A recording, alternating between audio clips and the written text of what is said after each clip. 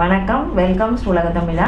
இன்றைக்கி நம்ம பார்க்க போகிற ரெசிபி பார்த்திங்கன்னா ஒரு பிரேக்ஃபாஸ்ட் ரெசிபி, கொண்டக்கடலை தோசை. இது புரோட்டீன் சத்துக்கள் நிறைந்த தோசைங்க. வாங்க எப்படி செய்யறதுன்னு பார்ப்போம். கொண்டக்கடலை தோசை செய்யறதுக்கு இப்போ 1 கப்பு கொண்டக்கடலையும் 1/2 கப் இட்லி அரிசியும் எடுத்து நைட்டே ஊற வச்சுருக்கேங்க. இது ஒரு 10 மணி நேரம் ஊறி இருக்குது. இப்போ இது ரெண்டையும் நம்ம மிக்ஸி ஜாரில் சேர்த்து அரைச்சிக்கலாம். அதில் கடலையை போட்டுக்கலாம். இது கூட ஒரு துண்டு இஞ்சி, ஒரே ஒரு பச்சை மிளகா, உங்கள் காரத்துக்கு ஏற்ற மாதிரி போட்டுக்கோங்க. 1/2 டீஸ்பூன் சோம்பு, கூட ஊற வச்ச அரிசி,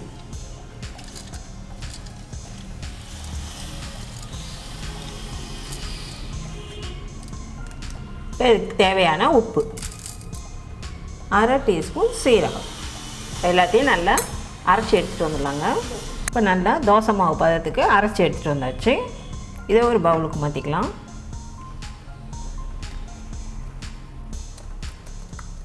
இப்போ இது ரொம்ப திக்காக இருக்குது. இப்போ இந்த மிக்ஸி ஜாரில் கொஞ்சம் போல் தண்ணி ஊற்றி அலசி இதில் ஊற்றிக்கலாம்.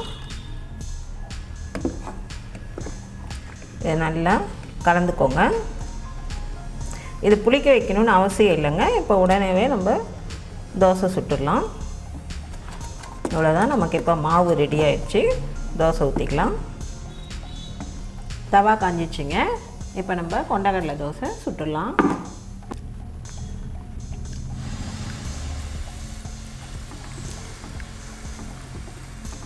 எந்த அளவு உங்களுக்கு மெல்லிசாக வேணுமோ அந்த அளவு தேய்க்கலாம்.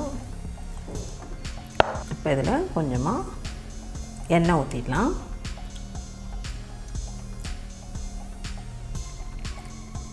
ஒரு பக்கம் நல்லா செவுக்கட்டும், அப்புறமா திருப்பி போட்டுக்கலாம். ஒரு பக்கம் செவந்துருச்சு, அடுத்த பக்கம் திருப்பி போட்டுக்கலாம். இந்த பக்கமும் கொஞ்சம் செவுக்கட்டும். இப்போ இந்த பக்கமும் நல்லா செவந்துருச்சு. இப்போ நமக்கு சுவையான ஆரோக்கியமான கொண்டக்கடலை தோசை ரெடி.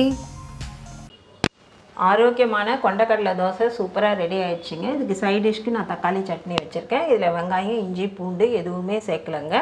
இதோட வீடியோ வந்து ஆல்ரெடி நாங்கள் அப்லோட் பண்ணியிருக்கோம். அதோட லிங்க் நான் கீழே தரேன், செக் பண்ணி பார்த்துக்கோங்க. நீங்களும் இதே மாதிரி உங்கள் வீட்டில் ட்ரை பண்ணி பார்த்துட்டு உங்கள் கருத்துக்களை எங்களுக்கு தெரியப்படுத்துங்க. நன்றி, வணக்கம்.